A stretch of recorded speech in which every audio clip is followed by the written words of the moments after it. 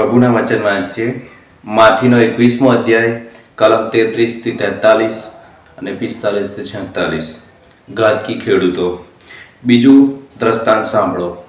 એક જમીનદાર હતો. તેને દ્રાક્ષની વાડી રોપી, તેની ફરતે વાડ કરી, જમીનમાં ખાડો ખોદીને દ્રાક્ષનો કુંડ બનાવ્યો અને ચોકી માટે માણસો બાંધ્યા. પછી વાડી ખેડૂતોને ભાગે આપી પોતે પરદેશ ચાલ્યો ગયો. જ્યારે પાકની મોસમ પાસે આવી ત્યારે તેણે પોતાના નોકરોને પેલા ખેડૂતો પાસે પાકનો ભાગ લેવા મોકલ્યો. પણ પેલા ખેડૂતોએ નોકરને પકડીને કોઈને માર્યો, તો કોઈને મારી નાખ્યો, તો કોઈને વળી પથ્થર માર્યા. પછી તેણે પહેલા કરતાં વધુ નોકરોને ફરી મોકલ્યા, પણ પેલા લોકોએ તેમને પણ એ જ દશા કરી. આખરે તેણે પોતાના પુત્રને મોકલ્યો. મારા દીકરાની તો તેઓ સન્માન રાખશે.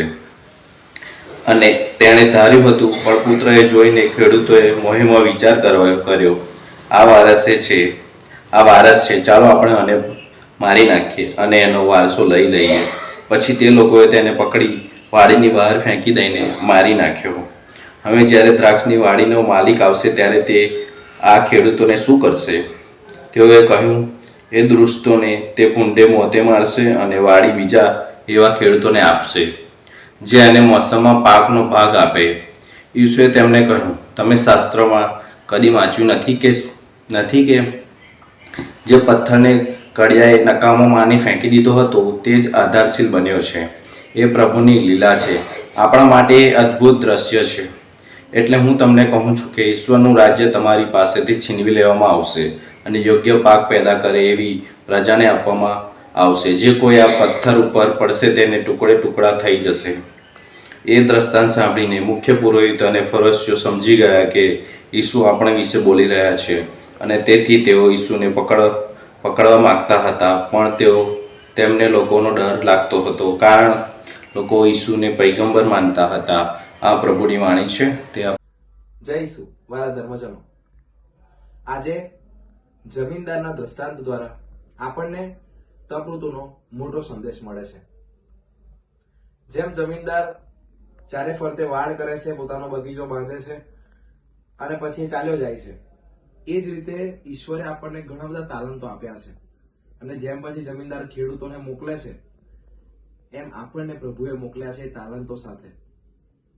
બસ આપણા હાથમાં છે એ તાલંતોને આપણે વાવીએ છીએ કે ફગાવીએ છીએ. પછી તે પોતાના નોકરોને મોકલે છે મબલક પાક લણવા માટે. શું આપણે આપણા તાલંતો દ્વારા મબલક પાક આપ્યો છે ખરો? પ્રભુ માટે કાર્ય કર્યું છે ખરું? અને આજના દ્રષ્ટાંત પ્રમાણે તો કહ્યું પણ છે કે નોકરોને 1 વાર 2 વાર મોકલે છે, પછી પોતાના દીકરાને સુદ્ધા મોકલે છે. દીકરો એટલે ઈસુ. તે પોતે સુદ્ધા આવે છે અને ક્રૂસ પર જડાઈને મરે છે આપણી મુક્તિને ખાતર. ત્યાં સુધી આપણે શું કરીએ છીએ? આપણને મળેલા તાલંતો, આપણને મળેલા આશીર્વાદો, આપણને મળેલી દયા અને એમના તરફથી મળેલો પ્રેમ, એના દ્વારા આપણે કેટલું કાર્ય પ્રભુ માટે કર્યું?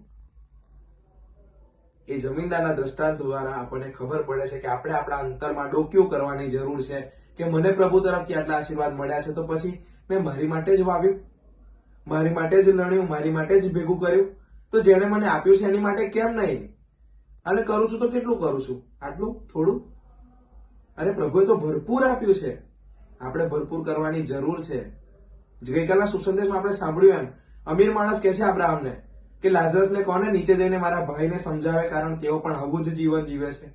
અને ત્યારે અબ્રાહમ કહે છે તેમની પાસે ઘણા પૈગંબરો છે, અર્થાત પ્રભુની વાણી છે.